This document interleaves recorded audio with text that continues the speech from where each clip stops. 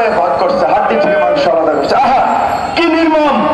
এই মৃত্যু যেন আল্লাহ কাউকে না দেয়, আমরা আল্লাহর কাছে ফরিয়াদ করি।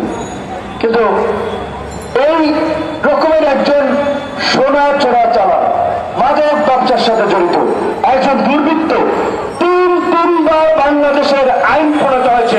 পুলিশ, আর্মি থেকে শুরু করে সবাই তাদেরকে সেলুট দিয়েছে, কারণ তিনি সংসদের প্রতিনিধি। এই রকমের একটা দুর্বৃত্তকে এই সুযোগ কে দিয়েছে? আওয়ামী লীগের মনোনয়ন বোর্ডের প্রধান শেখ হাসিনা। তাহলে শেখ হাসিনা কি এই দায় এড়াতে পারেন? পারেন না।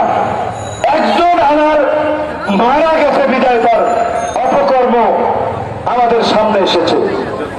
এই রকমের আরো আনার বর্তমান এই সংসদে, এই শেখ হাসিনার সংসদে আছে।